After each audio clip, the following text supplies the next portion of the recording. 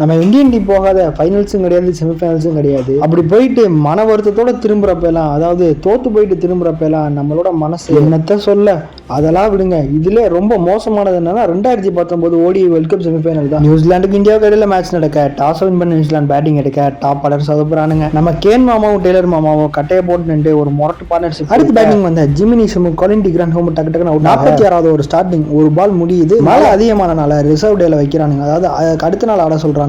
பந்து கண்ணா அப்படின்னான்னு திரும்புது. நியூசிலாந்துனால அடிக்க முடிய ஸ்கோர் எவ்வளவோ 239 தான். இந்தியா ஈஸியா ஜெயிச்சு பண்ணிடுவானுங்க, ஈஸியா ஃபைனல் போயிடலாம் நினைச்சிட்டு இருந்தா போல்ட்டுக்கும் மேட் என்ட்ரிக்கும் இந்தியாவோட டாப் ஆர்டரை பார்த்தா என்ன தெரிஞ்சுன்னு தெரியல. போடு ஓடுன்னு வந்த கண்ணிலே வாக்க முடியல. டக்குன்னு ரோஹித், ராகுல், கோலி, தினேஷ் எல்லாம் அவுட் ஆகிறாங்க. இடையில ஹர்திக் பாண்டியாவை பண்ணிட்டு ஒரு குட்டி பார்ட்னர்ஷிப் போட்டிருந்தாலும் அவங்களும் டக்குன்னு அவுட் ஆகும். தோனியும் ஜடேஜாவும் பயங்கர சென்சிபிள் ஆடி 2 பேரும் 50 போட்டு கலக்குன்னு கலக்கிறாங்க. 30 ரன் அடிக்கிறப்போ ஜடேஜா அவுட் ஆறாப்ல. அடுத்து தோனியோட ரன் அவுட், மேட்சே முடிஞ்சு.